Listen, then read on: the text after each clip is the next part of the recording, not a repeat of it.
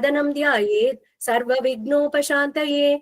गुरुब्रह्मा गुरुर्विष्णु गुरुर्देवो महेश्वरः गुरुः साक्षात् परं ब्रह्म तस्मै श्रीगुरवे नमः। कलये सुन्दराकारं सदैकप्रियदर्शनम् अज्ञाननाशकं देवं सद्गुरुं मुरलीधरं मुरलीमण्डितकरकमलं मुनिजनमोहनं व्यत्यस्तपादं वनमालाधारिणं प्रेम भक्तमण्डल नित्यकीर्तितं श्रीप्रेमिकवरदम् आश्रयेऽहम्। यस्य स्मरणमात्रेण जिह्वायां वर्धते स्वयं महामन्त्रः तं भजामि मुरलीधरदेशिकं।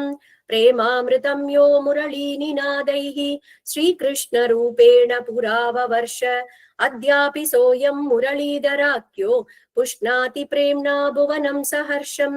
विश्वकल्याणदातारं मुरलीधर सद्गुरुं ज्ञानिनं परमं शान्तं भूयो भूयो नमाम्यहं। संकीर्तिते महामन्त्रे तत्राविर्भूय तत्क्षणं सुप्रसन्नो भवेद्यस्तं प्रेमिकवरदं भजे। जानकीकान्तस्मरणं जय जय राम राम। सद्गुरुनाथ महाराज की जय।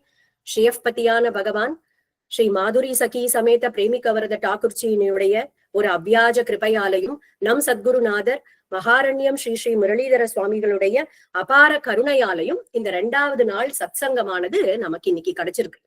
நேற்றைய தினம் பார்த்தோம் ஸ்ரீராமனுடைய கல்யாண குணங்கள் எப்படிப்பட்டது அப்படிங்கிறத பார்த்தோம்.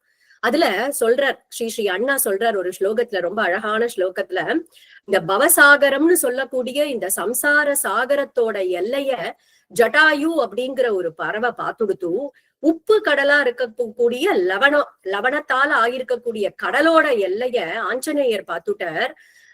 தசமுக பலசீமா, தசமுகம் அந்த 10 முகத்தோட இருக்கக்கூடிய ராவணனுடைய பலத்தோட ஒரு எல்லைய ரகுபதியா இருக்கக்கூடிய ராஜாராமன் பார்த்துட்டார். ஆனா அந்த ரகுபதியா இருக்கக்கூடிய ராஜாராமனுடைய குணத்தோட எல்லைய யாராலையுமே பார்க்க முடியல. நைவகேனாபி திருஷ்டக, யாராலையும் கண்டுட முடியாது அப்படின்னு சொன்னாருன்னு பார்த்தோம் இல்லையா?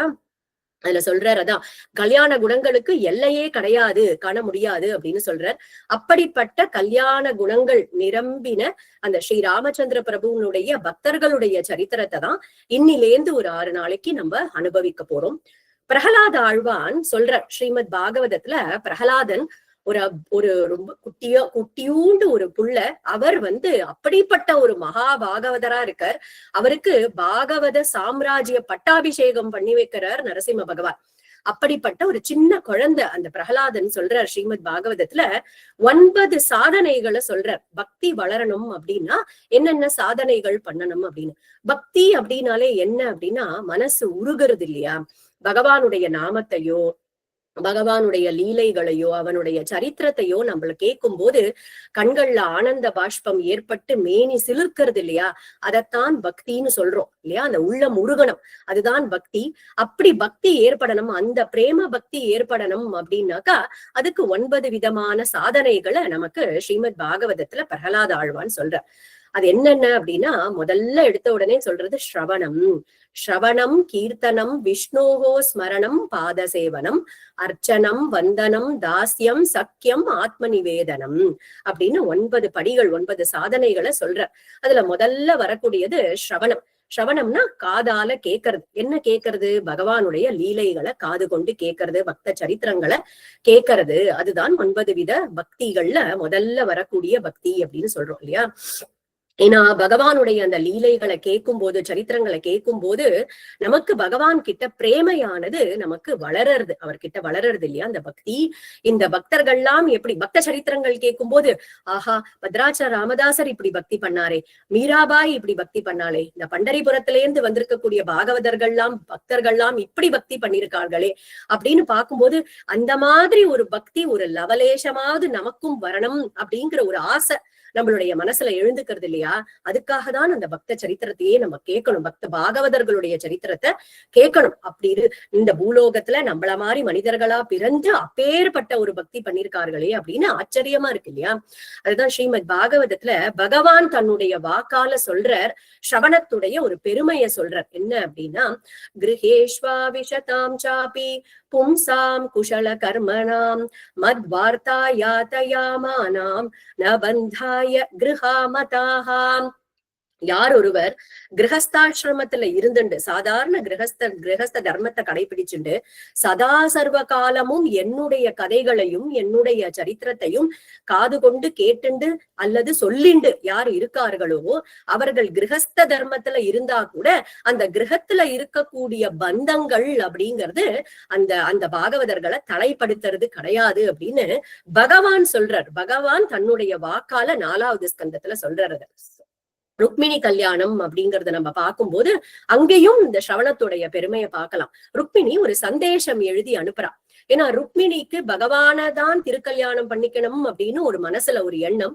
ஆனா அவளுடைய அண்ணாவா இருக்கக்கூடிய ருக்மியும் சிசுபாலனுக்கு தான் கொடுக்கணும் அப்படின்னு தீர்மானமா இருக்கான். ருக்மிணி பிராட்டி என்ன பண்றா அப்படின்னா, அவளுடைய அரண்மனைக்கு வரக்கூடிய ஒரு பிராமணர் கிட்ட கொடுத்து அனுப்புறா ஒரு சந்தேஷத்தை. 7 ஸ்லோகங்கள், முத்தான ஸ்லோகங்கள் எழுதி கொடுத்து அனுப்புறா. அதுல முதல் ஸ்லோகம் என்ன சொல்றான்னா, ஸ்ருத்வா குணான் புவன சுந்தரா அப்படின்னு எழுதுறா. புவன சுந்தரான்னு கூப்பிடுறா பகவான. கூப்பிட்டு ஸ்ருத்வா குணான், பகவானே புவன சுந்தரா, உன்னுடைய குணங்களையும் உன்னுடைய ரூப லாவண்யத்தையும் உன்னுடைய சரித்திரத்தையும் உன்னுடைய வீரத்தையும் பௌருஷத்தையும் காதால கேட்டிருக்கேன் என்னுடைய அரண்மனைக்கு வரக்கூடிய பாகவதர்கள் கிட்ட. ஸ்ருத்வா, காதால கேட்டதுனால என்னுடைய மனசுல ஒன்னத்தான் பதியா அடையணும்னு நானு வரிச்சுட்டேன் அப்படின்னு அந்த இடத்துல சொல்றேன். சோ நான் உன்னை பகவானான ஒன்னையே நான் பதியா வரிச்சுட்டேன் அப்படின்னு சொல்றாரா. அப்படின்னு அந்த ஸ்ருத்வா அப்படிங்கிறதுக்கு அதுதான் ஏற்றம். அந்த காதால கேட்டே பிராட்டிக்கு பகவான் மேல அப்படி ஒரு பிரியம் ஏற்பட்டது. அதேதான் ஸ்ரீமத் பாகவதத்துல பார்த்தோம்னா, பரீட்சித் மகாராஜா 7 நாளைக்கு ஸ்ரீமத் பாகவதத்தை கேட்டு முடிச்சு அந்த 7வது நாளைக்கு பகவானுடைய சரணத்தை அடைஞ்சார். ஒண்ணும் பண்ணல, கங்கை கரையில உட்கார்ந்து ஸ்ரவணம் பண்ணினர். அதாலேயே பகவானுடைய சரணத்தை அடைஞ்சுட்டாருன்னு கேட்டோமானாக்கா அதுல புரியறது நமக்கு இந்த ஸ்ரவணம் எப்பேற்பட்ட ஒரு வசந்த சாதனம் அப்படின்னு நமக்கு அந்த ஸ்ரவணத்துடைய ஒரு ஏற்றம் புரியறது இல்லையா? அதே மாதிரி அந்த நவவித பக்தியில அடுத்ததா வரக்கூடியது கீர்த்தனம். கீர்த்தனம்னா பகவானுடைய புகழ, பகவானுடைய நாமத்தை, லீலைகளை வாயார பாடுறது இல்லையா? இதை நம்ம எடுத்துட்டோம்னா எத்தனை ஆழ்வார்கள், அத்தனை 63 நாயன்மார்கள் ஆகட்டும், 12 ஆழ்வார்கள் ஆகட்டும், அதற்கு அப்புறமா வந்திருக்கக்கூடிய மகாபாகவதர்களாகட்டும், எல்லாரும் இந்த கீர்த்தன பக்திய அப்படி கொண்டாடி பேசியிருக்கார்கள். அதுல நமக்கு திருநாவுக்கரசர் அப்படிங்கிற ஒரு நாயன்மார் நமக்கு நமச்சிவாய பதிகம் அப்படிங்கிறதுல ஒரு அழகான ஒரு பாசுரம், ஒரு பதிகம் அதுல சொல்றார். பூவினுக்கு அருங்கலம் பொங்கு தாமரை, ஆவினுக்கு அருங்கலம் அரணஞ்சாடுதல், கோவினுக்கு அருங்கலம் கோட்டம் இல்லது, நாவினுக்கு அருங்கலம் நமச்சிவாயவே அப்படின்னு ரொம்ப அழகான ஒரு பதிகத்துல சொல்றாரு. என்னன்னா, பூவுக்கெல்லாம் ஆபரணமா எது இருக்கு அப்படின்னா நிறைய இதழ்களோட இருக்கக்கூடிய தாமரை ஆபரணமா இருக்கும். ஆவினுக்கு அப்படின்னாலே பசுமாடுகள், பசுக்களுக்கு எது ஆபரணமா இருக்குன்னா சிவபெருமானுடைய ஒரு திருமஞ்சனத்துக்கு, ஒரு அபிஷேகத்துக்கு திரவியங்களை கொடுக்கறது இல்லையா? பால், தயிர், நெய்யின்னு கொடுக்கறது இல்லையா? அந்த திரவியங்களை கொடுக்கறது தான் பசுமாடுகளுக்கு ஆபரணமா இருக்கு. கோ அப்படின்னாக்கா அரசனுக்கு எது ஆபரணம் அப்படின்னா செங்கோல் ஆட்சி அப்படின்னு சொல்றோம் இல்லையா? நியாய தர்மப்படி ஆட்சியை நடத்துறதுதான் அவனுக்கு அருங்கலமா இருக்கு. நாவுக்கு எது அருங்கலமா இருக்கு அப்படின்னா நமச்சிவாயவே அப்படின்னு அந்த பஞ்சாட்சரம்னு சொல்லக்கூடிய அந்த 5 எழுத்துக்கள் தான், அந்த அக்ஷரங்கள் நம்மளுடைய நாக்குக்கு அருங்கலமா இருக்கு அப்படின்னு அழகா சொல்ற. இப்படி நாயன்மார்கள், ஆழ்வார்கள், தியாகராஜ சுவாமிகள், மீராபாயின்னு எத்தனையோ பக்தர்கள் இந்த நாம சங்கீர்த்தனத்தோட பெருமையை சொல்லியிருக்கா. இப்போ ஆண்டாள், ஸ்ரீ ஆண்டாள் நாச்சியார தெரியாதவா இருக்க முடியாது. அவள் பாடி கொடுத்த 30 பாசுரங்களான திருப்பாவை அப்படிங்கிறது தெரியாதவாளே இருக்க முடியாது இல்லையா? அந்த பாசுரங்கள்ல சொல்றா, அத்தனை பாசுரங்கள்ல சொல்றா, ஓங்கி உலகளந்த உத்தமன் பேர் பேர் பாடி அப்படிங்கிறா இல்லையா. கேசவனை பாடவும் நீ கேட்டே கிடத்தியோ, வாயினால் பாடி மனதினால் சிந்திக்க. அதே மாதிரி பரமன் அடிப்பாடி, பையத்துயின்ற பரமன் அடிப்பாடி, இப்படி பாடி பாடி பாடின்னு எத்தனை பாசுரங்கள் அந்த பாடுறதோடைய ஏற்றத்தை சொல்லியிருக்காள் இல்லையா. நம் சத்குருநாதரும் அதுதான் ஒரு கீர்த்தனத்துல சொல்றார். மறைகள்னு சொல்லக்கூடிய வேதங்கள்லாம் இன்னும் பகவான தேடிண்டுதான் இருக்கு. அப்படி ஆழம் பண்ண முடியாம இருக்கார் பகவான். ஆனா அப்படி மறைகள் கூட தேடக்கூடிய பகவான நாங்கள் பாடியே அடைஞ்சுடுவோம் அப்படின்னு ஒரு கீர்த்தனத்துல ரொம்ப அழகா சொல்றார். எதுக்குப்பா வாதம் எல்லாம் பண்ற, வாதம் பண்ணி சில நிறைய பேர்கள் தங்களுடைய டயத்தை வேஸ்ட் பண்ணிட்டு இருக்கா, ஆனா வாதம் எல்லாம் பண்ண மாட்டோம், நாங்க பாடியே பகவான அடைஞ்சுடுவோம்னு அழகான ஒரு கீர்த்தனத்துல சொல்றார். பாடி கொண்டிருப்போம் சதா நாங்கள் பாடி கொண்டிருப்போம், பாடி அடைந்திடுவோம் நாங்கள் பாடி அடைந்திடுவோம், மறை தேடி தேடி ஓடியும் காணாத பொருளை பாடி அடைந்திடுவோம் நாங்கள் பாடி அடைந்திடுவோம், அங்கும் இங்கும் தேடி பல காணாத பொருளை பாடி அடைந்திடுவோம் நாங்கள் பாடி அடைந்திடுவோம், வாதம் செய்து பல குழம்பி நின்றிட பாடி அடைந்திடுவோம் நாங்கள் பாடி அடைந்திடுவோம் அப்படின்னு சொல்ற. பாடியே பகவான அடைஞ்சுடலாம் அப்படின்ற ஒரு சுலபமான வழிய இத்தனை பேர்கள் நமக்கு காமிச்சு கொடுத்திருக்காங்க. இப்போ ஸ்ரீ ஆதி ஆச்சாரியால் ஆதிசங்கர பகவத் பாதால் எடுத்துட்டோம் அப்படின்னா, ஜைன மதம் பௌத்த மதம் மாதிரியான மதங்கள்லாம் மேலோங்கி இருக்கக்கூடிய ஒரு காலத்துல சிவபெருமானுடைய ஒரு அம்சமாகவே அவதாரம் பண்ணின ஒரு அவதார புருஷர் இல்லையா ஆதிசங்கர பகவத் பாதால் பண்ணி சனாதன தர்மத்தோடைய பெருமைய மறுபடியும் ஸ்தாபனம் பண்ணி கொடுத்திருக்க. 32 வருஷங்கள் இந்த லோகத்துல இருந்தாலும் அவர் பண்ணியிருக்கக்கூடியது மகத்தான கைங்கரியம் இல்லையா. இப்போ ஒரு இடத்துக்கு நம்ம ஒரு பயணம் கிளம்பின்னு இருக்கோம் அப்படின்னா, அந்த வழிக்கு போறதுக்கு நம்ம ஒரு ஒரு என்னெல்லாம் நமக்கு ஃபுட் வேணுமோ, என்ன ஸ்நாக்ஸ் வேணுமோ எல்லாத்தையும் எடுத்து பேக் பண்ணி எடுத்துட்டு போவோம், ஒரு லக்கேஜ் எடுத்துட்டு போவோம் இல்லையா, நமக்கு வேண்டிய துணிமணிகள்லாம். அப்படி நம்ம போகக்கூடிய ஸ்பிரிச்சுவல் ஜேர்னி, ஆன்மீக பயணம்னு இருக்கு இல்லையா, அந்த ஆன்மீக பயணம் அப்படிங்கிறதுக்கும் 3 லக்கேஜ் வேணும் அப்படின்னு சொல்ற. அதுதான் பிரஸ்தான திரயம் அப்படின்னு. அந்த 3 நமக்கு வேணும். என்னென்ன அப்படின்னா, உபனிஷத்துக்கள், பிரம்மசூத்திரங்கள், பகவத்கீதை அப்படின்னு சொல்றதுதான் பிரஸ்தான திரயம்னு சொல்றோம். ஒரு ஆன்மீக பயணத்துக்கு வேண்டியது. அந்த 3த்துக்கும் வியாக்கியானம் பண்ணி கொடுத்திருக்காரு, நமக்கு பாஷ்யங்கள் பண்ணி கொடுத்திருக்காரு. இப்படி அதெல்லாம் அதெல்லாம் பண்ணிட்டு சின்ன குழந்தைகள் கூட சொல்லக்கூடிய மாதிரி இருக்கா மாதிரி சின்ன சின்ன ஸ்தோத்திரங்கள் நிறைய பண்ணி கொடுத்திருக்காரு.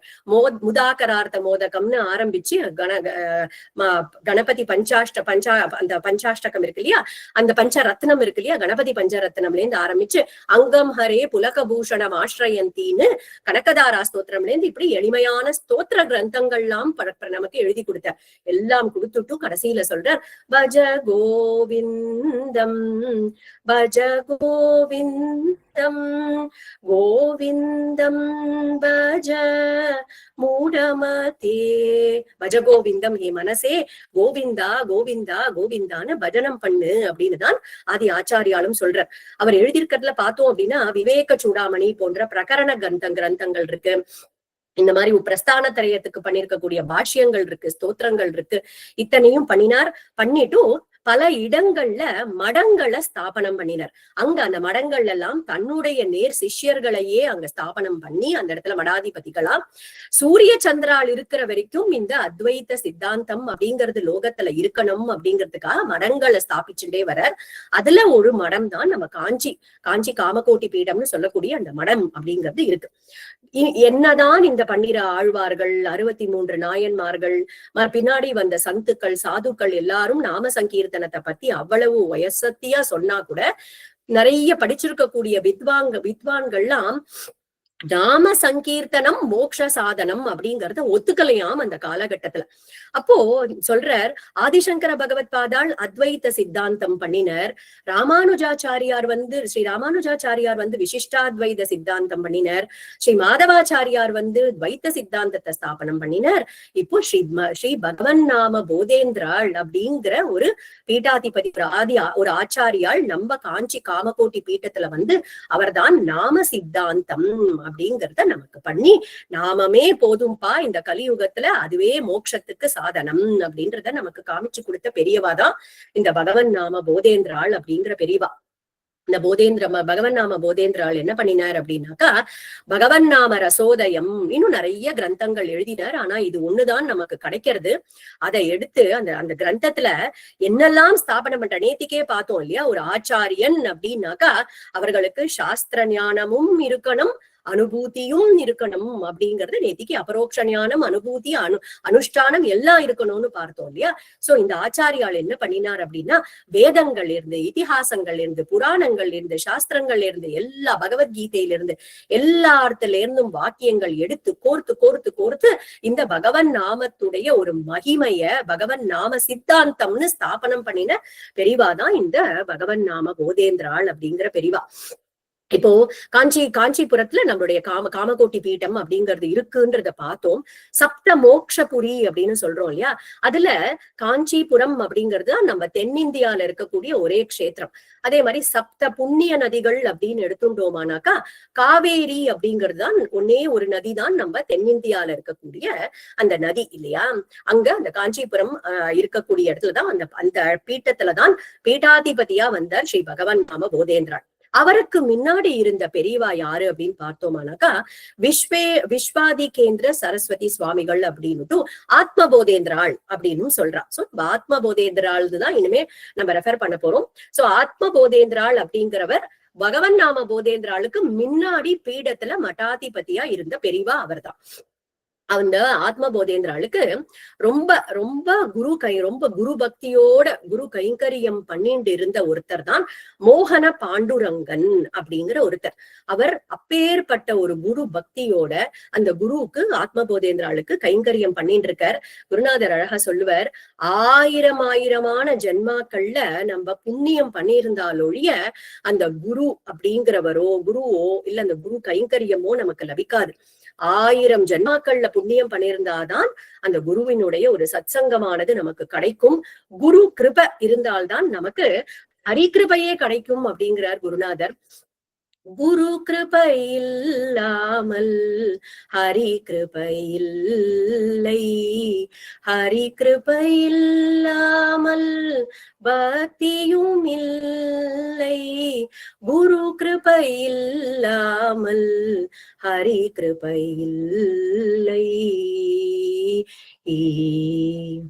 பக்தி இல்லாமல் முக்தியும் இல்லை, முக்தி இல்லாமல் துக்க நிவೃத்தியும் இல்லை, குரு கிருபை இல்லாமல் ஹரி கிருபை இல்லை.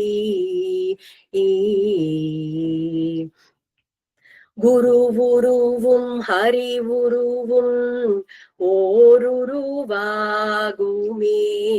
ஓருருவில் மனதை நிறுத்தினால் ஓருருவான ஓங்கார பொருள் சத்திய ஞான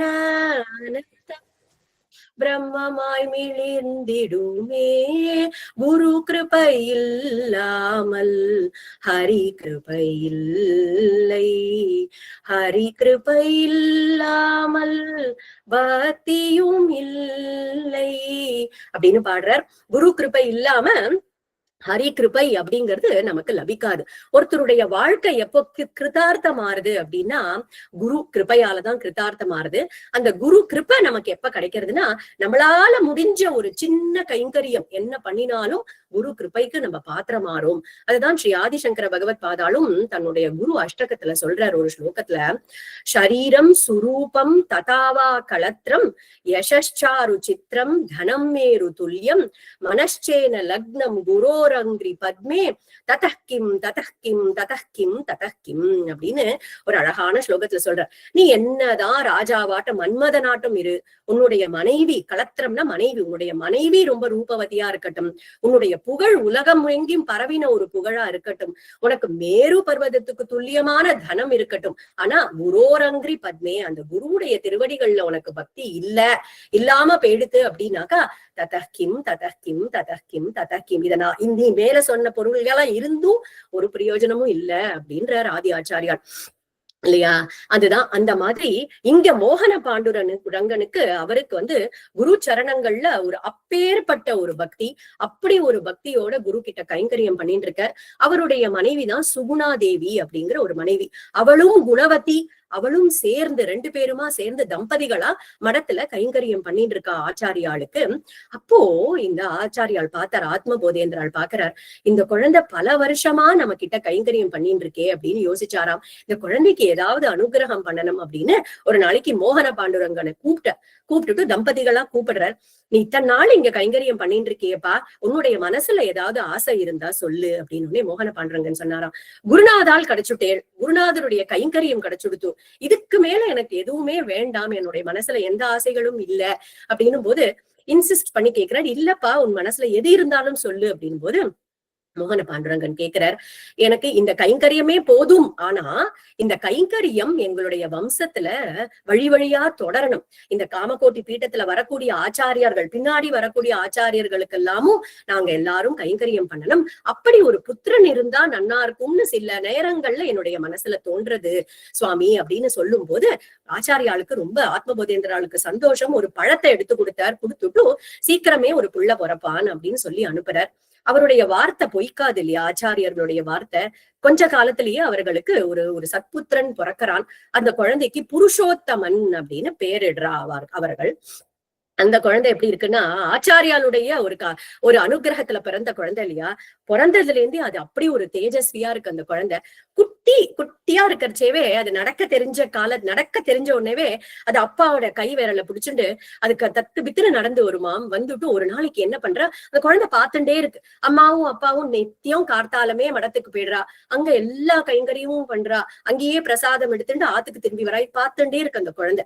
ஒரு நாளைக்கு அந்த குழந்தை தன்னுடைய மழலை வார்த்தையால கேக்குறது, அப்பா நானும் வரேன்பா கூட, கார்த்தால கிளம்பும் போது கேக்குறதா. அப்போ அவர் பார்த்தாரு, சரி அழைச்சிட்டுதான் போவோமே அப்படின்னு. உடனே அவ அம்மா கிடுகிடுன்னு அந்த குழந்தைய குளிப்பாட்டினாலாம். நெத்தியில அழகா விபூதி எல்லாம் தாரணம் பண்ணி ஒரு அழகா ஒரு பட்டு கட்டி விட்டாலாம் அந்த குழந்தைக்கு. அதை கிட்ட தூக்கி வச்சுட்டு கொஞ்சின்டே சொன்னாலாம், போயிட்டு வா, நீ அப்பாவோட ஜாக்கிரதையா போயிட்டு வா, ஆனா அப்பாவை கைங்கரியம் பண்ணும்போது தொந்தரவு பண்ணக்கூடாது. மடத்துக்கெல்லாம் போனேன்னாக்கா முன்ன பின்ன ஆகும் சாப்பிடுறதுக்கு, நீ அப்பாவை தொந்தரவு பண்ணாம இருக்கணும், கைங்கரியத்துல எந்த இடையூறும் பண்ணக்கூடாது அப்படின்னு சொல்றாளாம். இதுவும் அழகா தலைய ஆட்டிண்டு கிளம்புறது. அப்பாவோட கையை பிடிச்சிட்டு போறதா. அங்க ஆத்ம போதேந்திரால் இருக்கார். அங்க போனோடனே மோகன பாண்டுரங்கன் 4 தடவை விழுந்து நமஸ்காரம் பண்றார். இந்த குழந்தையும் அழகா 4 தடவை நமஸ்காரம் பண்றது. அப்புறமா ஆச்சாரியால் பக்கத்துல போய் இப்படி கை கட்டி இப்படி வாய் பொத்தி நிக்கிறார் அவ அப்பா மோகன பாண்டுரங்கன். இந்த குழந்தையும் இப்படி போய் வாய் பொத்தி அப்படி நின்னுட்டு இருக்கான். இதெல்லாம் பாக்குறாரு ஆத்ம போதேந்திரால். பார்த்த உடனே இந்த குழந்தை இப்படி ஒரு தேஜஸோட இருக்கே அப்படின்னுட்டு கூப்பிட்டு கேட்கிறார். மோகன பாண்டுரங்கனை கூப்பிட்டு இது யாரு குழந்தை அப்படின்னு கேட்ட உடனே இது உங்களுடைய குழந்தை ஆச்சாரியால் அப்படின்னு சொல்றாராம் அவர் மோகன பாண்டுரங்கன். உங்களுடைய அனுகிரகத்தால பிறந்த குழந்தை, இது மடத்தோட குழந்தை அப்படிங்கிற வார்த்தை அந்த மோகன பாண்டுரங்கருடைய வார்த்தையிலேருந்து வருது. உடனே ஆத்ம போதேந்திரால் கேட்கிறார், மடத்தோட குழந்தையா, அப்ப மடத்துக்கே கொடுத்துடுறியா அப்படின்னு கேட்கிறாராம். அந்த மோகன பாண்டுரங்கனுக்கும் சுகுணாதேவிக்கும் அப்பேற்பட்ட ஒரு சந்தோஷமாம். ஆச்சாரியால் இப்படி கேட்ட உடனே இங்கே நீங்களே எடுத்துக்கோங்கன்னு அந்த குழந்தைய கொடுத்துடுறா. புருஷோத்தமனும் அங்கேயே வேத பாடசாலை, அங்கேயே உபநயனம் எல்லாம் பண்ணி வைக்கிறா. அங்கேயே வேத பாராயணம் எல்லாம் ஆரம்பிக்கிறது. பாடசாலை அட்டன் பண்ணிட்டு இருக்கு அந்த குழந்தை. அந்த குழந்தைக்கு அங்க ஒரு ஆத்ம நண்பன், அப்படி ஒரு பெஸ்ட் ஃப்ரெண்டுன்னு சொல்லுவோம் இல்லையா, அந்த மாதிரி ஒரு நண்பன் தான் ஞானசாகரன் அப்படிங்கிற ஒரு குழந்தையும் அந்த பாடசாலையில சேர்ந்து படிச்சுட்டு இருக்கு. 2 குழந்தைகளுமா படிச்சுட்டு இருக்கு. ஒரு தடவை ஆத்ம போதேந்திரால் என்ன பண்ற, ஒரு காசிக்கு யாத்திரை கிளம்புற. அந்த காலத்துல எல்லாம் காசினா நடந்துதான் போவான் இல்லையா. சோ நடந்து கிளம்புற, பல வருஷங்கள் ஆகும் அங்க காசிக்கு போய் சேர்றதுக்கு. இந்த 2 குழந்தைகளும் புருஷோத்தமனும் ஞானசாகரனும் நாங்களும் கூட வரோம் அப்படின்னு சொல்றாரு. ஆனா ஆச்சாரியால் இல்லப்பா, நீங்க 2 பேரும் இங்க இருந்து முதல்ல படிப்பெல்லாம் முடிங்கோ, அப்புறமா வரலாம் அப்படின்னு சொல்லிட்டு விட்டுட்டு போயிடுறான். கொஞ்ச காலம் இருந்து படிக்கிறா.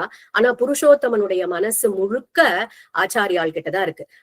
அவர் வந்து அந்த காவி உடுத்திக்கிறது என்ன, காத்தால ஸ்நானம் பண்றது, காவி உடுத்திக்கிறது, அவர் இப்படி உடுத்திப்பாரு, அவர் தண்டத்தை இப்படி பிடிச்சுட்டு இருப்பாரு, அவர் கமண்டலுவை இப்படி வச்சுட்டு இருப்பாரு, அவர் இப்படி பார்த்து பார்த்து 2 பூக்கள் புஷ்பங்களை போட்டு அந்த சந்திரமௌலீஸ்வரருக்கு பூஜை பண்ணுவாரேன்னு அந்த குழந்தைக்கு அதுவே மனசுல ஓடின்னு இருக்கு. அந்த குருவை பிரிஞ்சு இருக்கிறத அந்த குழந்தையால புருஷோத்தமனால தாங்க முடியல. ஞானசாகரன் கிட்ட புருஷோத்தமன் சொல்றார், ஒரு நாளைக்கு நான் கிளம்ப போறேன் காசிக்கு, என்னால குருநாதரை பிரிஞ்சு இனிமே இருக்க முடியாது அப்படின்னும் போது ஞானசாகரன் சொல்றார், நானும் உன் கூட வரேன், 2 பேரும் சேர்ந்து போகலாம் அப்படின்னு போராளாம். கிளம்பி போயிட்டு இருக்கும் போது ஞானசாகரனுக்கு ஜோதிஷம் நன்னா தெரியுமாம். ஏன்னா இப்ப வேதங்கள் 4 இருக்கு அப்படின்னு தெரியும். அதுக்கு 6 அங்கங்கள் உண்டு. சிக்ஷை, வியாக்கரணம், நிருப்தம், சந்தஸ், கல்பம், ஜோதிஷம் அப்படின்னு 6 அங்கங்கள் இருக்கு இல்லையா. சோ ஜோதிஷம் அப்படிங்கிறது வேதத்துக்கு ஒரு அங்கம்.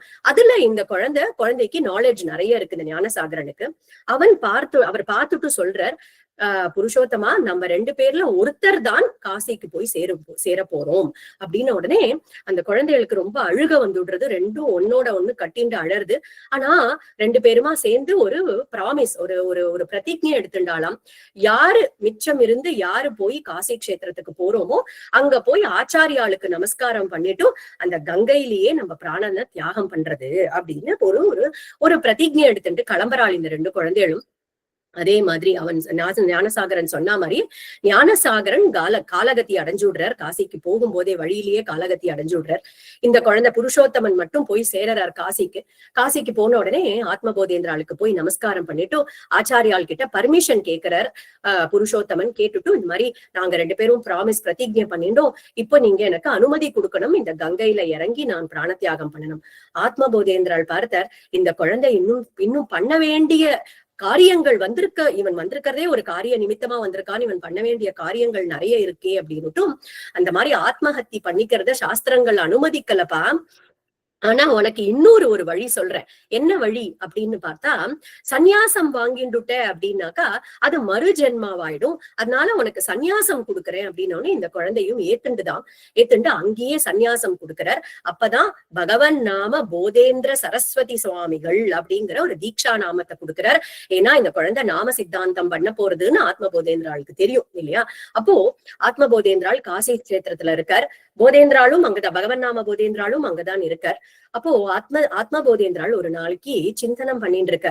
இப்போ அத்வைத்த சித்தாந்தம்ங்கிறது இருக்கு, துவைத்த சித்தாந்தம் இருக்கு, விசிஷ்டாத்வைத சித்தாந்தம்ங்கிறது இருக்கு.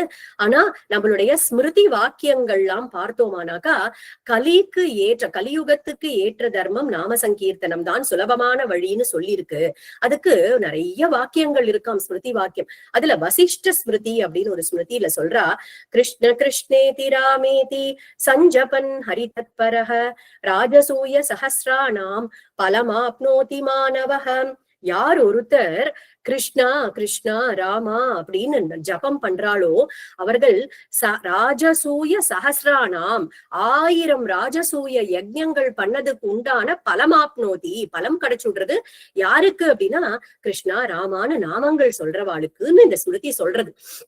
அதே மாதிரி காத்தியாயன ஸ்மிருதின்னு ஒண்ணு இருக்கு. அந்த ஸ்மிருதி என்னன்னா, இப்ப யாராவது ஒருத்தர் நீ ராமா கிருஷ்ணான்னு சொல்லு, அதுவே உனக்கு மோட்சத்தை கொடுத்துடும் அப்படின்னு சொன்னாக்கா, இந்த லோகத்துல எத்தனையோ பேர் இருக்கா இல்லையா, அதெல்லாம் அர்த்தவாதம், ராமா கிருஷ்ணன் சொன்னாக்கா உனக்கு மோட்சம் கிடைச்சிருமா அப்படின்னு சொல்லக்கூடியவா இருக்கா இல்லையா.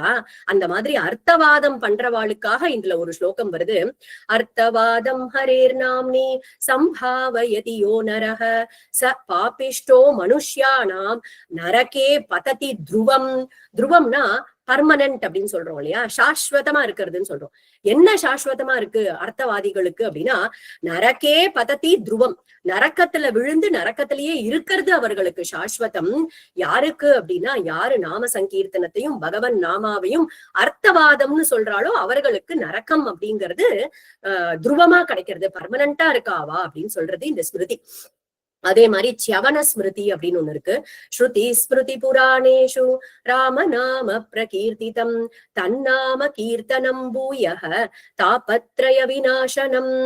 எல்லா ஸ்ருதிகள் ஸ்மிருதிகள் புராணங்கள் சொல்லக்கூடியது இந்த ராம நாமத்தினுடைய ஒரு கீர்த்தியை தான் பாடுறது, பெருமையை தான் சொல்றது. தன்னாம கீர்த்தனம் பூயக தாபத்ரய விநாசனம். அந்த நாமம் ராம நாமம் சொல்லிட்டோமானாக்கா யாரு சொல்றார்களோ அவர்களுக்கு தாபத்ரய மூன்று விதமான தாப்பங்களும் விலகிறது. அது என்ன மூன்று விதமான தாப்பங்கள் அப்படின்னா, ஆத்தியாத்மிகம்னு சொல்லக்கூடிய நம்ம கர்ம வினையால நமக்கு வரக்கூடிய சில தாப்பங்கள் வந்துட்டும் போயிட்டும் இருக்கு இல்லையா, அதுதான் ஆத்தியாத்மிகம். ஆதி பௌத்திகம் அப்படிங்கிறது ஆதி தெய்வீகம்னு இருக்கு. ஆதி பௌத்திகம்ன்றது ஃபெல்லோ பீயிங்ஸ், நம்மளை சுத்தி இருக்கிறவாளால நமக்கு வரக்கூடிய இன்ப துன்பங்கள். ஆதி தெய்வீகம்ன்றது நேச்சுரல் கெலாமிட்டிஸ் எல்லாம் இருக்கு இல்லையா, தேவர்களால அனுப்பப்படக்கூடிய சில கெலாமிட்டிஸ் அதெல்லாம் இருக்கு இல்லையா. அந்த மாதிரி மூணு தாப்பங்கள்ல இருந்தும் விடுதலை கிடைச்சுடுறது ராமநாமத்தை சொல்லிட்டா அப்படின்னு எல்லா புராணங்களும் ஸ்ருதி பாக்கியங்களும் ஸ்மிருதிகளும் சொல்றதுன்னு அழகா இந்த சவன ஸ்மிருதியில சொல்ற. இதேதான் நாயன்மார்கள் எடுத்துட்டோம் அப்படின்னா திருஞான சம்பந்தர் அவர் அழகான ஒரு பதிகத்துல சொல்றார். காதலாகி கசிந்து கண்ணீர் மல்கி ஓதுவார் தமை நன்னெறி குய்ப்பது வேதம் நான்கினும் மெய்ப்பொருளாவது நாதன் நாமம் நமச்சிவாயவே. வேதம் நான்கிலும் சொல்லப்படக்கூடிய மெய்ப்பொருள் என்ன அப்படின்னா நமச்சிவாய அப்படிங்கிற இந்த நாமம் தான் அப்படின்னு சொல்றார். ஆழ்வார் நம்மாழ்வார் எடுத்துட்டோம் அப்படின்னா, நாடீர் நாள்தோறும் வாடா மலர் கொண்டு பாடீர் அவன் நாமம் வீடே பெறலாமே. வாடாத மலரா இருக்கக்கூடிய இந்த பாமாலையால பகவானுடைய நாமத்தை பாடிட்டோமாம்னாக்க பாடீர் அவன் நாமம், அவன் நாமத்தை பாடினாலே போரும் வீடே பெறலாமே. வீடு அப்படின்னா முக்தி இல்லையா, மோட்சத்தையே அடைஞ்சுடலாம் அப்படின்னு நம்மாழ்வார் சொல்றார். இப்படி ஆழ்வார்கள் சொல்றா, நாயன்மார்கள் சொல்றா, ஸ்ருதி வாக்கியங்கள் இருக்கு இந்த நாம சங்கீர்த்தத்தினுடைய பெருமையை சொல்றதுக்கு. ஆனாலும் வித்வான்களுக்கு இதுல ஒரு அலட்சியம் இருந்துட்டு இருக்கு. அப்போ ஆத்ம போதேந்திரால் கூப்பிடுறார், பகவான் நாம போதேந்திரால கூப்பிட்டு சொல்றார், நீ நாம சித்தாந்தம் பண்ணணும், நீதான் பண்ணணும், அதுக்குதான் நீ அவதாரம் பண்ணி வந்திருக்க, நீ அவதார புருஷன் அப்படின்னு சொன்னோடனே பகவான் நாம போதேந்திரால் கைய கூப்பிட்டு சொல்றார் எப்படி பண்ணணும்னு சொல்லுவோம். ஏன்னா இன்னுமே அவர் பால சன்னியாசி தான், குட்டியாதான் இருக்கார். அவர் அந்த பால பருவத்திலேயே வாங்கிட்டார் சன்னியாசத்தை. கேட்கிறார், ஆச்சாரியன் தான் சொல்லி கொடுக்கணும், எனக்கு எதுவுமே தெரியாது, எப்படி பண்ணணும்னு சொல்லுங்க அப்படின்னு ஆத்ம போதேந்திரால் சொல்றார். நீ இங்க இருந்து கிளம்பி பூரி கஷேத்திரத்துக்கு போ, அந்த கஷேத்திரத்துல லக்ஷ்மிதர கவி அப்படின்னு ஒருத்தர் இருக்கார், அவர்கிட்ட போனேன்னா பகவன் நாம கௌமோதகி அப்படின்னு கௌமுதி அப்படின்னு ஒரு கிரந்தம் இருக்கு, அந்த கிரந்தத்தை வாங்கிக்கோ, அதை அடிப்படையா வச்சுட்டு நீ நாம சித்தாந்தம் பண்ணு அப்படின்னு சொன்ன உடனே இவர் நடந்து நடந்து நடந்து பூரி கஷேத்திரத்துக்கு வந்துட்டார் பகவன் நாம போதேந்திரா. ஆனா அவெல்லாம் கிரகஸ்தர்கள் இல்லையா, ராத்திரிக்கு ரொம்ப லேட்டா வந்திருக்காரு. ராத்திரிக்கு இப்ப போய் அவளுடைய கதவை தட்டி நம்ம தொந்தரவு பண்ண வேண்டாம் சொல்லிட்டு அவாத்து திண்ணையிலேயே உட்கார்ந்துட்டார் போதேந்திராள். உட்காந்து ராம ராம ராம ராம ராமன்னு ஜபம் பண்ணிட்டு இருக்க. அப்போ ரொம்ப ராத்திரி நடுநிசி ஆயிடுத்து. ஒரு தம்பதிகள் ஓடி வந்து படபட படபடன்னு அந்த லக்ஷ்மிதர கவியுடைய ஆத்து கதவை தட்டுறா. அப்போ லக்ஷ்மிதர கவி ஊர்ல இல்ல, அவருடைய புள்ள ஜெகநாத கவி அப்படிங்கிறவரும் அவருடைய அம்மா ரெண்டு பேரும் அம்மாவும் பின்னாடி வரா. ஜெகநாத கவி கதவை திறக்கிறார்.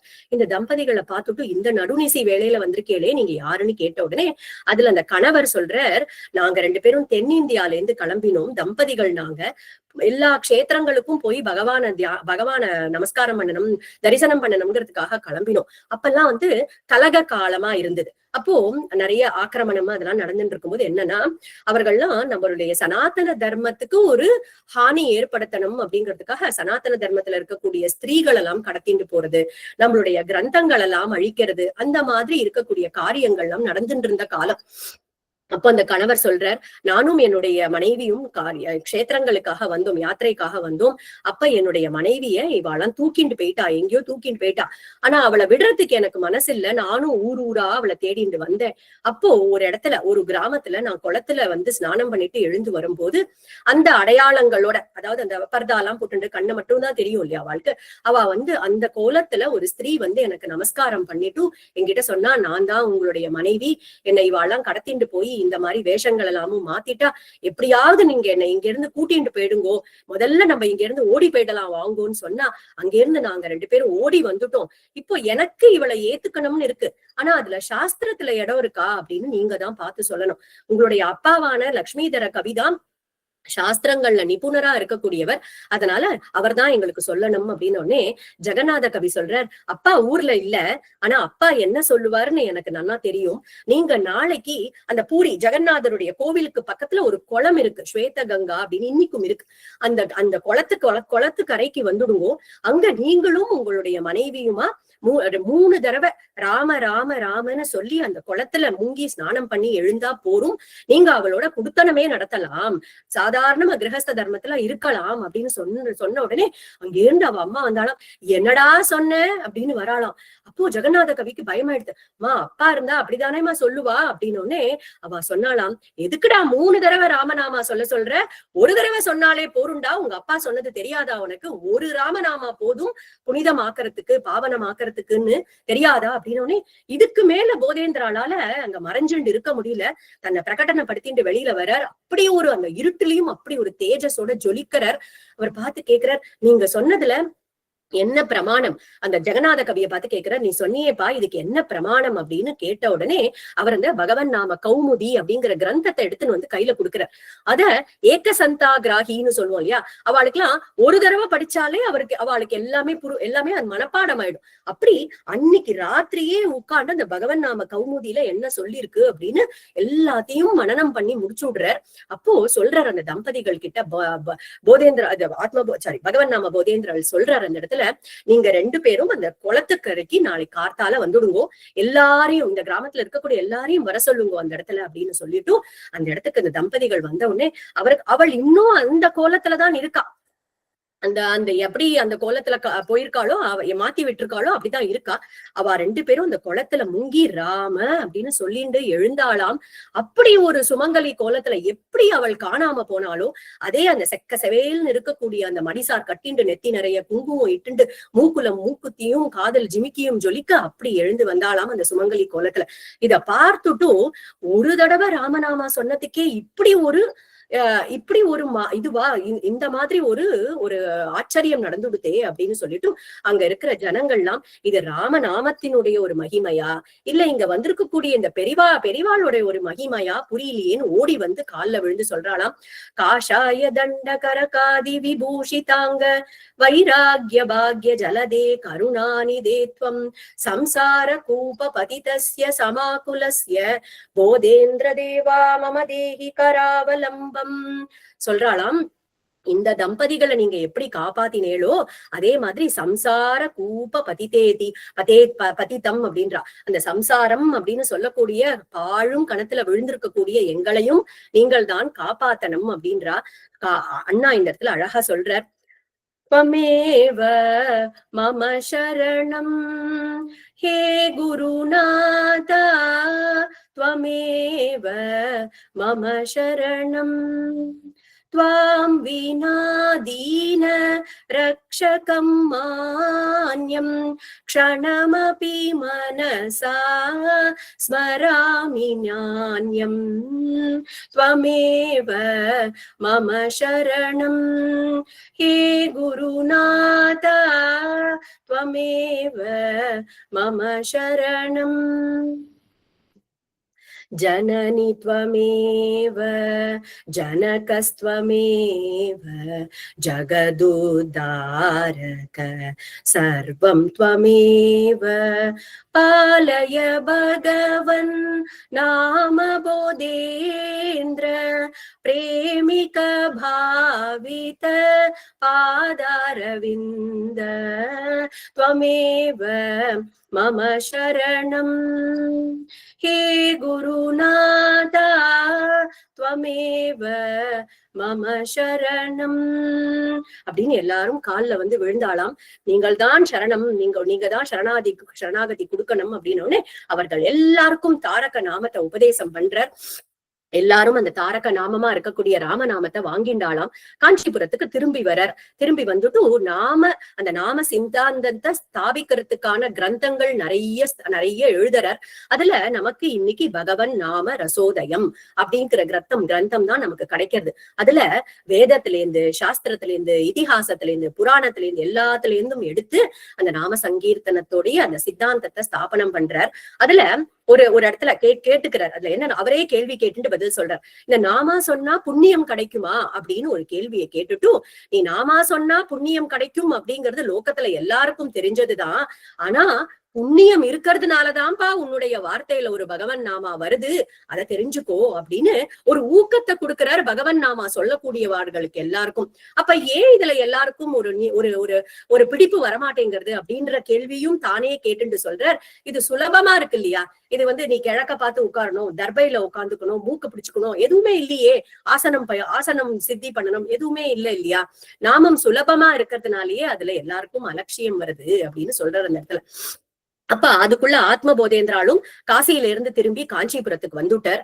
அப்போ ஆத்ம போதேந்திரால் பாக்குறார், அழகா இந்த ரச்சனம் பண்ணியாச்சு பகவன் நாம ரசோதயம் அப்படிங்கறத. ஆனா ஒரு கிரந்தத்தை அந்த நாட்கள்லாம் கிரந்தத்தை ஒருத்தர் ஏத்துக்கணும் அப்படின்னா ஒரு சதஸ் வச்சு வித்வான்கள்லாம் வாத பிரதிவாதங்கள்லாம் பண்ணி அப்படிதான் ஏத்துப்பார் ஒரு கிரந்தத்தை ஏத்துக்கணும்னா. சோ அதுக்காக ஒரு சதஸ் ஏற்பாடு பண்றார். நிறைய வாத பிரதிவாதங்கள்லாம் நடந்து அப்படி ஜிலுன்னு அந்த பகவன் நாம ரசோதயத்தை எல்லா வித்வான்களும் அங்கீகாரம் பண்ணினாலாம்.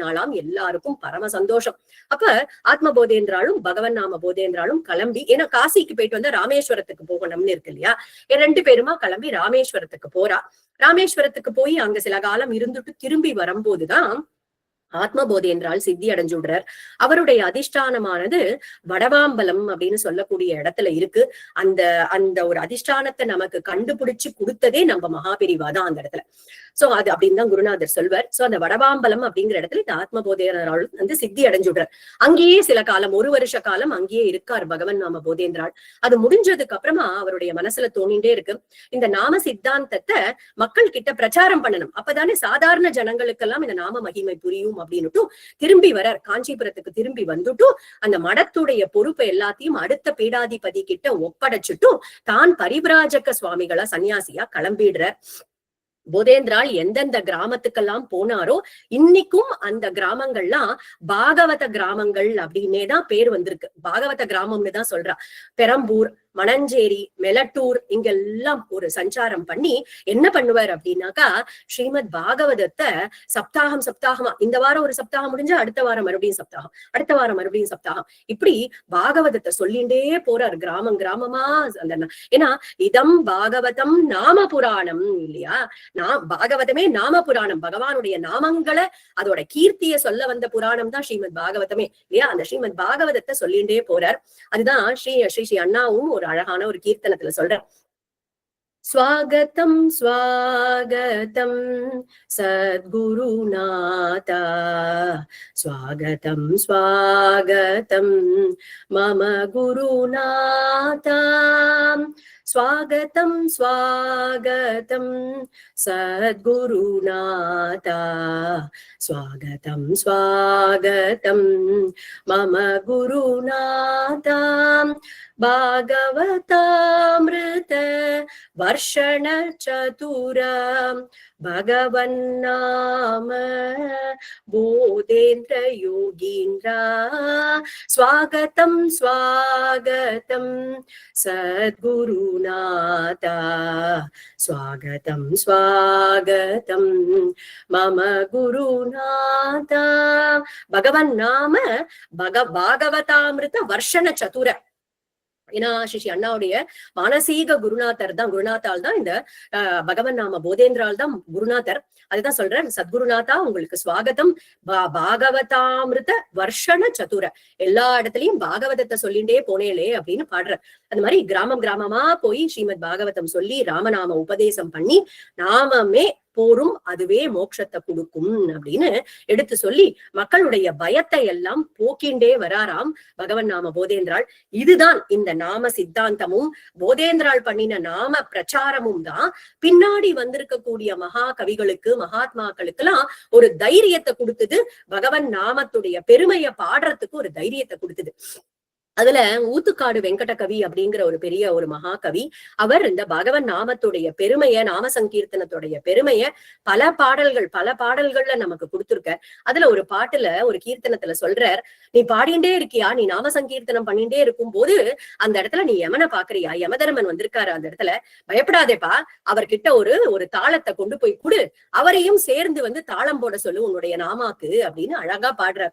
கண்ணால் அவனை நீ நாடு, நல்ல பண்ணால் அவன் புகழ் பாடு, இரு கையாலே தாளங்கள் போடு, இரு காலால் அட ஊன்றியாடு, அந்த காலன் வந்தால் என்ன நேரில் அவன் கையில் தாளத்தை கொண்டு போய் போடு, தாளத்தை கொண்டு போய் போடு. கோவிந்த கோவிந்த ராதா முகுந்த முரளீதரானந்த சந்திரா, ஹரே மதுசூதனா கோகுலேந்திரா, எங்கள் கோலாகலானந்த பிருந்தாவனானந்த கோபி ஜனாம்போதி சந்திரா, கோபி ஜனாம்போதி சந்திரா.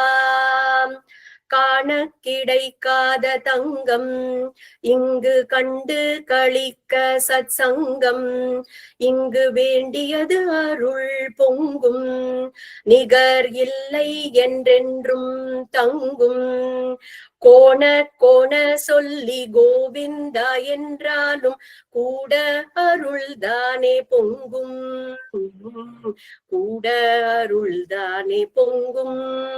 கோண கோண கோவிந்தான்னு சொல்லுப்பா, பரவாயில்ல, அங்கேயும் பகவானுடைய கிருபைதான் இருக்கும், அங்கேயும் பகவானுடைய அருள் பொங்கும் அப்படின்னு நமக்கு ஒரு தைரியத்தை கொடுக்கிறாரு இல்லையா. அந்த பகவான் நாமத்தை சொன்னாலே போரும் அப்படின்னு அந்த யமபயம் போகும் அப்படிங்கிற ஒரு தைரியத்தை கொடுக்கிறாள் இந்த இடத்துல. அப்படி எல்லா இடத்துலயும் சஞ்சாரம் பண்ணிட்டே வராரா. அப்போ பெரம்பூர் அப்படின்னு சொல்லக்கூடிய ஒரு கிராமத்துக்கு வந்து சேர்றார். அங்க ஏகாந்தமா உட்கார்ந்துட்டு அந்த இடத்துல நாமஜபம், ராமநாம ஜபத்தை பண்ணிட்டு இருக்க. இந்த இவர் யாரோ ஒரு சன்னியாசி நம்ம ஊருக்கு வந்திருக்காளே, அவரை பார்த்தாலே அப்படி ஒரு தேஜஸோட இருக்கார் அப்படின்னாக்கா நமக்கும் ஒரு தோணும் இல்லையா. ஒரு நாளைக்கு அவளை கூப்பிட்டு நம்ம கிரகத்துக்கு வந்து ஒரு பிக்ஷா பண்ணிண்டா நல்லா இருக்கும் அப்படின்னு தெரியும். ஏன்னா குருநாதர் சொல்வர், நீ பெரிய மாளிகை கூட கட்டி வச்சிருக்கலாம்ப்பா, ஆனா ஒரு சாதுவோ ஒரு பாகவதரோ யாராவது ஒரு சாது உன்னுடைய கிரகத்துல கால் எடுத்து வைக்கல அப்படின்னாக்கா நீ என்ன மாளிகை வச்சுட்டு என்ன பிரயோஜனம் அப்படின்னு கேக்குறாரு. அது மாதிரிதான் நமக்கு எல்லாம் கொடுத்திருக்கான் பகவான் அப்படின்னாலும் ஒரு சாது, ஒரு ஒரு சாதுவையோ ஒரு சத்குருநாதரையோ ஒரு வேளை கூப்பிட்டு ஒரு ஒரு கைங்கரியம் பண்றதுக்கு மாதிரி கிடைக்காது இல்லையா. அப்போ அந்த ஒரு கிரகஸ்தர் யோசிக்கிறார், இந்த சன்னியாசிய ஒரு நாளைக்காவது நம்ம ஆத்துக்கு பிக்ஷைக்கு கூப்பிடணும் அப்படின்னு வந்துட்டு ரொம்ப வினயத்தோட கைய கூப்பிட்டு வந்து போதேந்திராள் கிட்ட சொல்றார், நீங்க எங்களுடைய ஆத்துக்கு வந்து ஒரு நாளைக்கு நீங்க பிக்ஷை ஏத்துக்கணும் அப்படின்னு சொன்ன போது போதேந்திராள் சொல்றாராம், கண்டிப்பா வரேன், ஆனா ஒன்னே ஒண்ணு எனக்கு வேணும் அப்படின்னு. இவர் சொல்றார், நீங்க என்ன கேட்டாலும் என்ன தட்சிணை கேட்டாலும் நாங்க தரோம் அப்படின்னா, தட்சிணை எல்லாம் வேண்டாம், உன்னுடைய கிரகத்துல யாரு சமைக்கிறாளோ அவர்கள் ராமநாம ஜபம் பண்றவாளா இருக்கணும். ஒரு குரு கிட்ட ராமநாமா வாங்கிட்டு ராமநாம ஜபம் பண்றவாளா இருக்கணும். அதே மாதிரி பரிமாறக்கூடிய ஒருத்தரும் நிச்சயமா ஒரு ராமநாமா சொல்லக்கூடிய ஒருத்தரா இருக்கணும் அப்படின்னு. இது கண்டிப்பா நாங்க எல்லாரும் குடும்பத்தோட வந்து உங்கள்கிட்ட நாம வாங்கிக்கிறோம் அப்படின்னு உடனே எல்லாரும் ஓடி வந்து அந்த குடும்பத்துல இருக்கிறவா எல்லாரும் வந்து போதேந்திராளுக்கு நமஸ்காரம் பண்ணிட்டு அந்த இடத்துல ராமநாமாவை உபதேசம் வாங்கிட்டு போறா. எல்லாரும் ஆத்துக்கு திரும்பி போயிட்டு ரொம்ப ஒரு நாளைக்கு டைம் கொடுத்துட்டாரு, ஒரு நாள் வரேன்னு சொல்லிட்டாரு. போதேந்திராள் வந்து வரேன்னு சொன்னோடனே அன்னைக்கு காலங்கார்த்தால எழுந்து தடபுடலா எல்லா வேலையும் நடந்துட்டு இருக்கு. ரொம்ப உற்சாகத்தோட எல்லா பல விதமான அன்ன பக்ஷணங்கள் எல்லாம் ப்ரிப்பேர் பண்ணிட்டு இருக்கா. அந்த ஆத்துல ஒரு சின்ன குழந்தை இருக்கு. அந்த சின்ன குழந்தை என்ன பண்ணினா, இந்த ஒரு குழந்தை இருக்கு அப்படின்னா, ஒரு ஆத்துக்கு ஒரு பெரியவா வரா அப்படின்னா நிச்சயமா அவளுக்கு நம்ம அன்னம் பரிமாறிட்டு அவர் சாப்பிட்டதுக்கு அப்புறமா தான் ஆத்துல இருக்கிறவா நம்ம சாப்பிடுவோம் இல்லையா. ஆனா அந்த ஒரு குழந்தை இருக்கு, ஒரு விவரம் அறியாத ஒரு குழந்தை இருக்கு அப்படின்னா அதுக்கு அம்மா ஒரு கஞ்சி வச்சு கொடுப்பா இல்லையா, அதுக்கு பசிக்காம இருக்கிறதுக்காக ஒரு கஞ்சி வச்சு கொடுப்பா இல்லையா. ஆனா இந்த ஆத்துல இருந்த அம்மாக்கு அதுவும் மறந்து போயிடுது. ஏன்னா ஆச்சாரியால் வர ஒரு சன்னியாசி வரார் அப்படின்னுட்டு ரொம்ப பரபரப்பு. அவ மாட்டுக்கு வேலை பண்ணிட்டு இருக்கா, கஞ்சி எல்லாம் போட்டு கொடுக்கலையாம். அழகா பெரிய படிக்கோலம் போட்டிருக்கா, மாவள தோரணம் எல்லாம் கட்டியிருக்கா, பூர்ண கும்பெல்லாம் வச்சுண்டு போதேந்திராளுக்காக காத்துட்டு இருக்கா. அப்போ போதேந்திராள் அந்த ஆத்துக்கு வராராம். வந்துட்டு எல்லா மரியாதைகளையும் அக்செப்ட் பண்ணிக்கிற, வந்துட்டு அன்னம் சாப்பிடறதுக்காக ஒரு பிக்ஷை ஏத்துக்கிறதுக்காக ஒரு இடத்துல உட்கார்றார். அழகா இலைய போட்டு எல்லா பக்ஷணங்களும் அதுல பரிமாறுறா. அப்போ இந்த அவாத்து குழந்தை மட்டும் நின்னுண்டு ஒரு ஓரமா நின்னுண்டு இப்படி பார்த்துட்டே இருக்கு அவரை.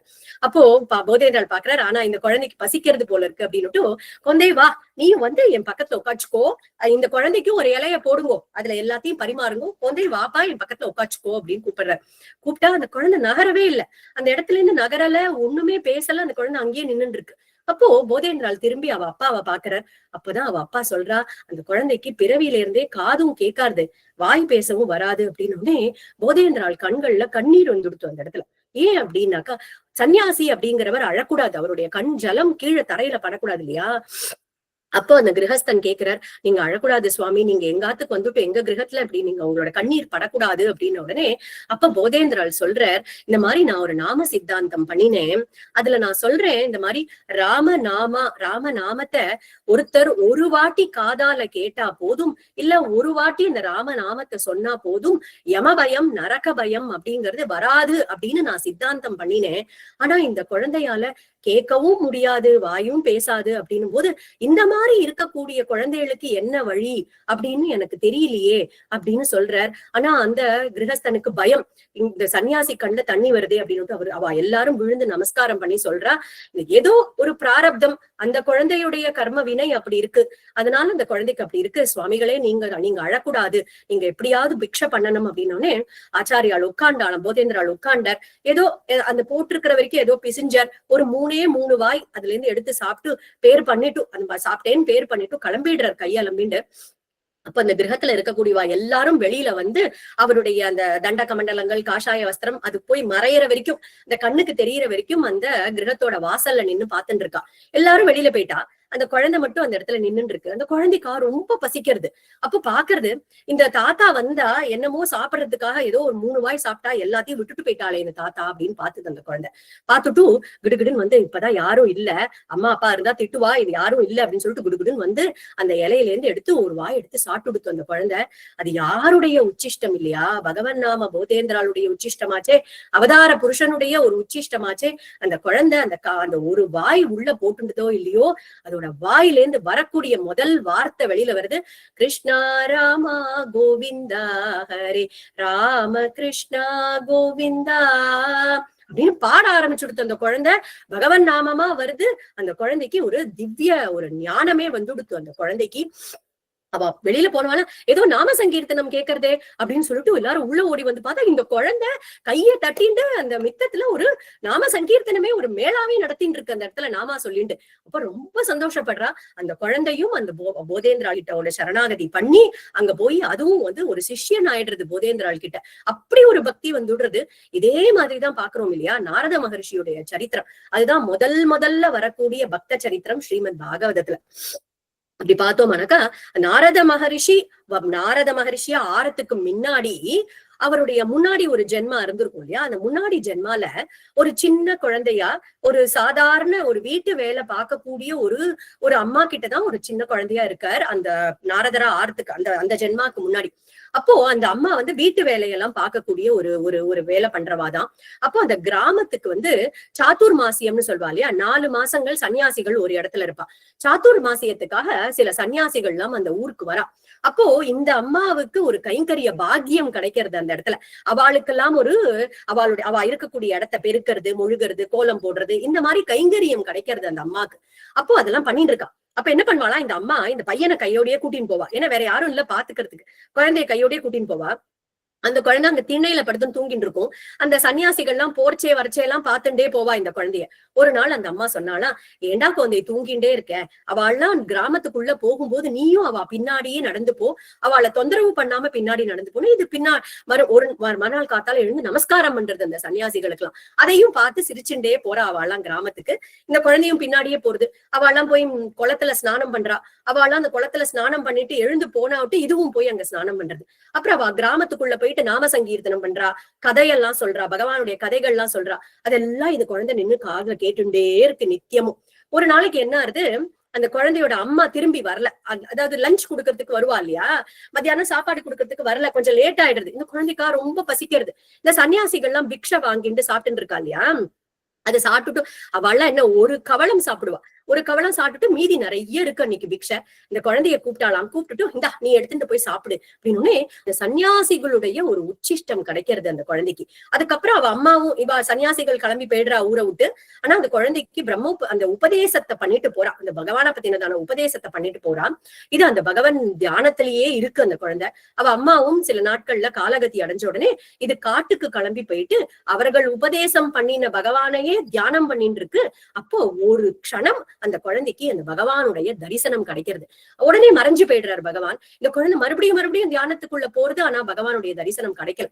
அப்போ ஒரு அசரீரி வாக்கு மட்டும் கேட்கறது, இந்த ஜென்மால உனக்கு இந்த தரிசனம் மட்டும்தான், இதுவுமே நீ அந்த சாதுக்களுடைய ஒரு உச்சிஷ்ட பிரசாதம் உனக்கு கிடைச்சதுனால, அந்த சாதுக்கள் உனக்கு அனுகிரகம் பண்ணிருக்கிறதுனால கிடைச்சது. நீ உனக்கு இந்த ஜென்மா முடிஞ்சு அடுத்த ஜென்மா நீ ஒரு நாரத மகரிஷியா உனக்கு ஜென்மா கிடைக்கும். அப்ப நீ எப்பயுமே நாம சங்கீர்த்தனம் பண்ணிட்டு இருப்ப, நான் உன் பின்னாடியே வந்துட்டு இருப்பேன் அப்படின்னு பகவான் சொல்றாராம். இன்னி மட்டும் அப்படிதான் திரிலோக சஞ்சாரியா அவர் மாட்டுக்கு அவருடைய வீணையை எடுத்துட்டு நாராயண நாராயணன் பெயிண்டிருக்கார். அந்த நாராயண நாமத்துல மயங்கி பகவான் பின்னாடியே பெயிண்டிருக்கானாம் நாரத மகரிஷி பின்னாடி. இதெல்லாம் ஏன் கிடைச்சது அப்படின்னா அந்த உச்சிஷ்ட பிரசாதம். அதேதான் இந்த குழந்தைக்கும் இங்க போதேந்திராளுடைய உச்சிஷ்டம் கிடைச்ச உடனே பகவான் அவருடைய வாக்குல நாமாவா வருது, பகவான் நாமாவா வருது. அப்படி ஒரு சிஷ்யன் ஆயிட்டான். அப்புறம் கொஞ்ச நாளைக்கு அந்த பெரம்பூர்ன்ற கிராமத்துல இருந்துட்டு கிளம்புறார் போதேந்திராள். அப்ப இந்த குழந்தை கால்ல விழுந்து நமஸ்காரம் பண்ணி அழறான். என்ன அப்படின்னா, போகாதீங்கோ, நீங்க போகக்கூடாதுன்னு. அப்ப அந்த குழந்தைக்கு தன்னுடைய பாதுகை, எப்படி ராமச்சந்திர பிரபு பரதனுக்கு பாதுகையை கொடுத்து அனுப்பினாரோ அப்படி தன்னுடைய பாதுகையை எடுத்து அந்த குழந்தைகிட்ட கொடுத்துட்டும், நான் கிளம்பணும்பா அப்படின்னு சொல்லிட்டு அந்த இடத்துல இருந்து கிளம்பிதான் கோவிந்தபுரம் அப்படிங்கிற அந்த காவேரி கரையில இருக்கக்கூடிய கிராமத்துக்கு சேர்றார். அங்கேயும் சில காலம் இருக்கார். சரி, இருந்துட்டு ராமநாம ஜபம் பண்ணிட்டு இருக்கார். அங்க காவேரி கரையில ஒரு நாளைக்கு என்ன ஆறுது, இந்த குழந்தைகள் எல்லாம் விளையாடின்னு இருக்கு. அப்ப போதேந்திரால் அந்த குழந்தைகள் எல்லாம் கூப்பிட்டு, நீங்க எல்லாரும் ஒரு இடத்துல ஒரு பெரிய பள்ளம் தோண்டுங்கோ, அது உள்ள நான் போய் உட்கார்ந்துக்கிறேன், அதுக்கப்புறம் நான் அந்த இடத்துல இருந்து வெளியில வந்து காமிக்கிறேன். இந்த குழந்தைகளுக்கு எல்லாம் ஒரே அம்யூசிங்கா இருந்தது. அது எப்படி பண்ண முடியும் அப்படின்னு குழந்தை எல்லாம் போய் ஒரு பெரிய பள்ளம் தோண்டிட்டா அதுல போய் போதேந்திரால் உட்கார்ந்துடுற. கொஞ்ச நேரம் கழிச்சு வேற இடத்துல இருந்து வெளியில வர. இந்த மாதிரி ஒரு சில ஒரு ஃபியூ டைம்ஸ் அந்த மாதிரி பண்ற. அந்த குழந்தைகளுக்கு எல்லாம் ஒரே ஜாலியா இருக்கு, ஏதோ விளையாட்டு போல இருக்கு. இவர் பெரிய சித்த புருஷர், அவரால் முடியாதது கிடையாது, அப்படி பண்ற. ஆனா ஒரு கடைசியா என்ன பண்ற, ஒரு இடத்துல தோண்டுங்கோ அப்படின்னு சொல்லிட்டு அந்த இடத்துல தோண்டின இடத்துல போய் உட்கார்ந்துடுறார். அதுக்கப்புறமா வெளியில வரவே இல்லை, பெரியவா வெளியில வரவே இல்லை. இந்த குழந்தைகள் டைம் ஆயிண்டிருக்கு. ஆனா அவர் வெளியில வரல. அச்சோ, இந்த தாத்தா உள்ள போனாரே, இன்னும் காணமே அப்படின்னு அந்த குழந்தைகளுக்கு எல்லாம் பயமாயிடுது. ஆத்துக்கு ஓடி போய் எல்லா குழந்தைகளும் அவளோட அம்மா அப்பாவை கூட்டின்னு வருது. இந்த அப்பாக்கு, ஆமா ஒரு சன்னியாசி இருந்தாரே, காணமே அப்படின்னு சொல்லிட்டு எங்க அந்த குழந்தைகள் சொல்லித்தோ அந்த இடத்துல தோண்டலாம் அப்படின்னு போகும்போது ஒரு கர்ஜனை, ஒரு குரல் கேட்கறது அந்த இடத்துல, நான் இங்க ஜீவ சமாதியில இருக்கேன், யாரும் தோண்ட வேண்டாம் அப்படின்னு சொல்லிடுறார். அதுதான் கோவிந்தபுரத்துல இன்னைக்கும் பகவன் நாம போதேந்திராளுடைய அதிஷ்டானமா இருக்கு. அந்த அதிஷ்டானத்துக்கு போய் நம்மளும் ஒரு ஸ்ரத்தா பக்தியோட அந்த ராமநாமத்தை சொல்லி அந்த அதிஷ்டானத்தை நம்ம பிரதட்சிணம் பண்ணினோம்னா இன்னைக்கும் அவருடைய அந்த ராமநாம கர்ஜனை காதுல கேட்கறது அப்படின்னு சொல்றா பெரியவாளாம். அந்த பகவன் நாம போதேந்திராளுடைய சரணங்களை பிடிச்சுண்டு நமக்கும் அந்த பகவன் நாமத்துல ஒரு ருச்சியும் அந்த பகவன் நாமத்துல பக்தியும் மேல மேல நம்மளுடைய வாக்குல நிறைய பகவன் நாமாக்கள் வரணும் அப்படிங்கிற பிரார்த்தனைய பண்ணிக்கலாம். குருநாதர் கிருப்பையில நாளைக்கு ஸ்ரீ பத்ராச்சல ராமதாசர் அப்படிங்கிற இன்னொரு பெரிய மகாபாகவதர் ராமபக்தர், அவருடைய சரித்திரத்தை நாளைக்கு பார்க்க போறோம்.